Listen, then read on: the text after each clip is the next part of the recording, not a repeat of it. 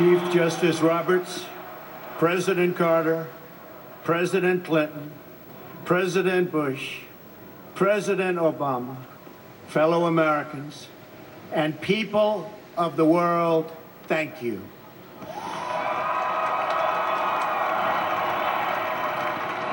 We, the citizens of America, are now joined in a great national effort to rebuild our country and restore its promise for all of our people. Together, we will determine the course of America and the world for many, many years to come. We will face challenges. We will confront hardships, but we will get the job done. Every 4 years, we gather on these steps to carry out the orderly and peaceful transfer of power. And we are grateful to President Obama and First Lady Michelle Obama for their gracious aid throughout this transition. They have been magnificent. Thank you. Thank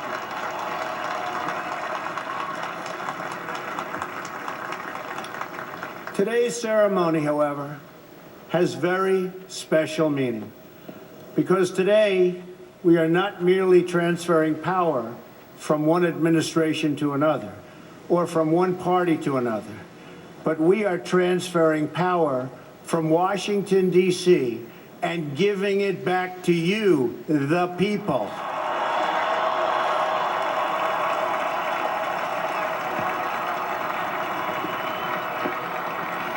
For too long, a small group in our nation's capital has reaped the rewards of government while the people have borne the cost.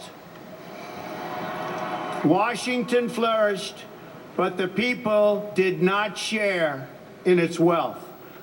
Politicians prospered, but the jobs left and the factories closed. The establishment protected itself, but not the citizens of our country. Their victories have not been your victories. Their triumphs have not been your triumphs. And while they celebrated in our nation's capital, there was little to celebrate for struggling families all across our land.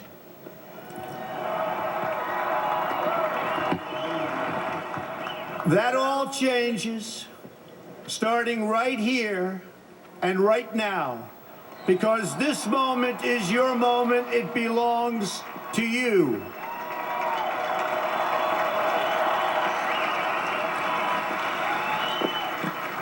It belongs to everyone gathered here today and everyone watching all across America. This is your day. This is your celebration. And this, the United States of America, is your country.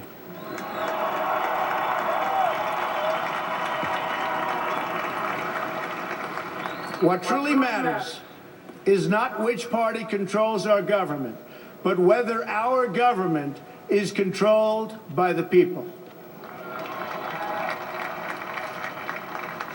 January 20th, 2017 will be remembered as the day the people became the rulers of this nation again.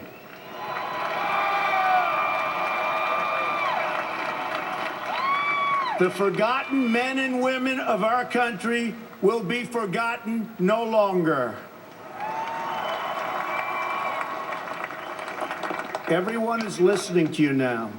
You came by the tens of millions to become part of a historic movement, the likes of which the world has never seen before. At the center of this movement is a crucial conviction that a nation exists to serve its citizens. Americans want great schools for their children, safe neighborhoods for their families, and good jobs for themselves. These are just and reasonable demands of righteous people and a righteous public. But for too many of our citizens, a different reality exists.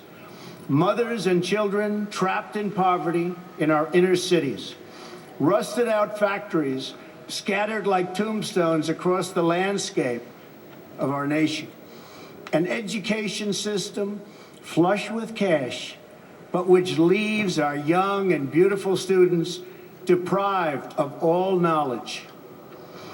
And the crime, and the gangs, and the drugs that have stolen too many lives and robbed our country of so much unrealized potential. This American carnage stops right here and stops right now.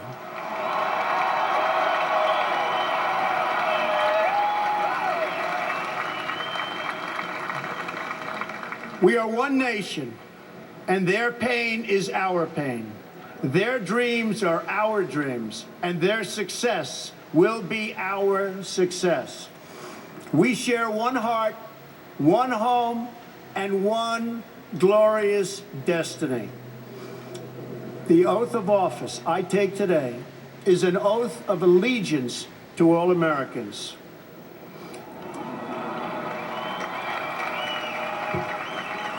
For many decades, we've enriched foreign industry at the expense of American industry, subsidized the armies of other countries while allowing for the very sad depletion of our military. We've defended other nations' borders while refusing to defend our own.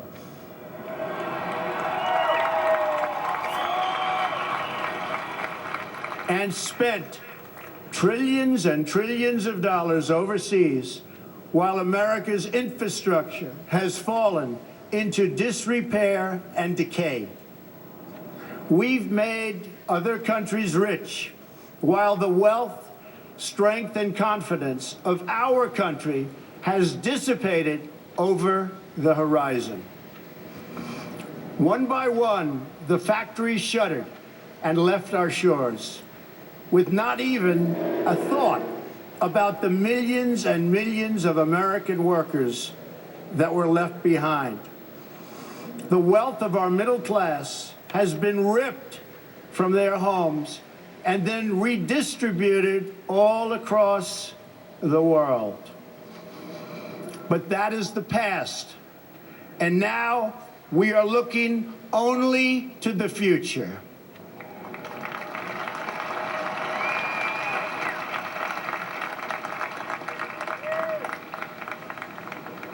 We assembled here today are issuing a new decree to be heard in every city, in every foreign capital, and in every hall of power.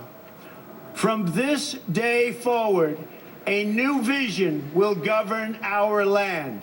From this day forward, it's going to be only America first. America first.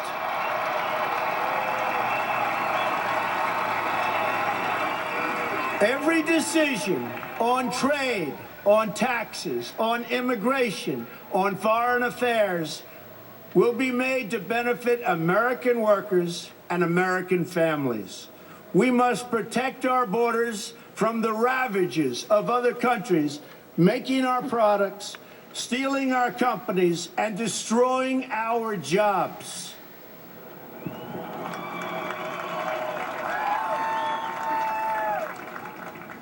Protection will lead to great prosperity and strength. I will fight for you with every breath in my body, and I will never, ever let you down.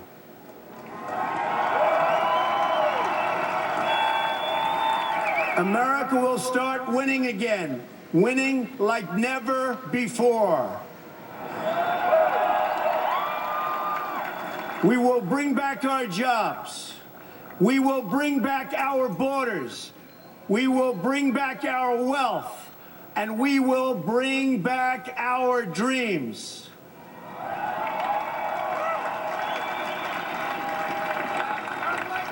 We will build new roads and highways and bridges and airports and tunnels and railways all across our wonderful nation. We will get our people off of welfare and back to work, rebuilding our country with American hands and American labor. We will follow two simple rules: buy American and hire American. We will seek friendship and goodwill with the nations of the world, but we do so with the understanding that it is the right of all nations to put their own interests first.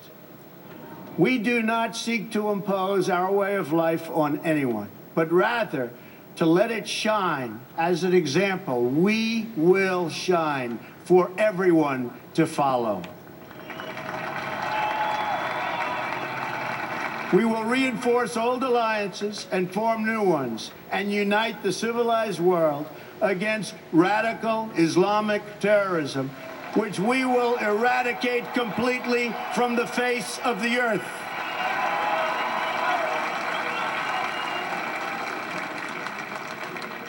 At the bedrock of our politics will be a total allegiance to the United States of America. And through our loyalty to our country, we will rediscover our loyalty to each other. When you open your heart to patriotism, there is no room for prejudice.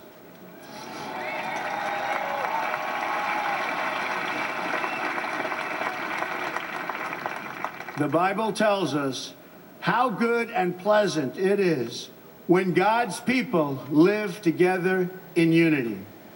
We must speak our minds openly, debate our disagreements honestly, but always pursue solidarity. When America is united, America is totally unstoppable.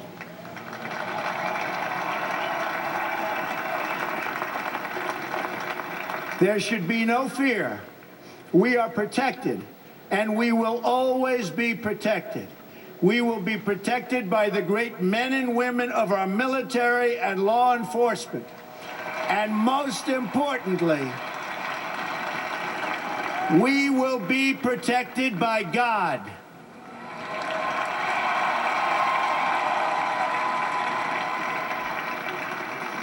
Finally, we must think big and dream even bigger. In America, we understand that a nation is only living as long as it is striving. We will no longer accept politicians who are all talk and no action, constantly complaining but never doing anything about it.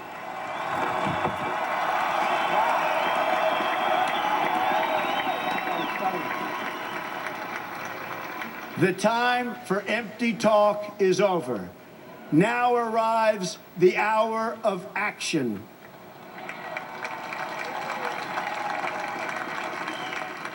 Do not allow anyone to tell you that it cannot be done.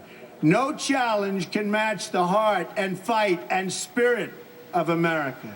We will not fail. Our country will thrive and prosper again.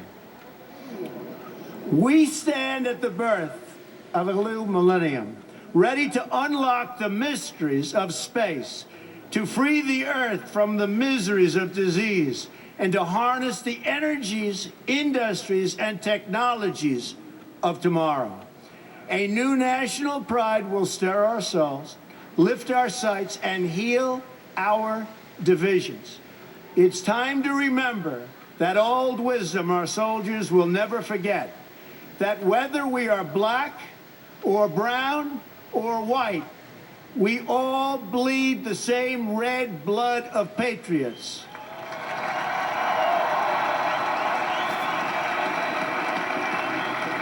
We all enjoy the same glorious freedoms, and we all salute the same great American flag.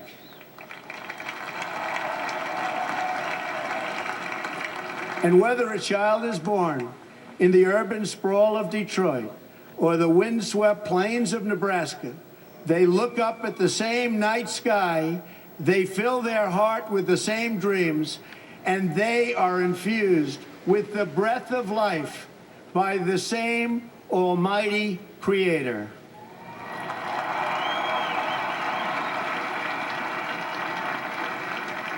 So to all Americans,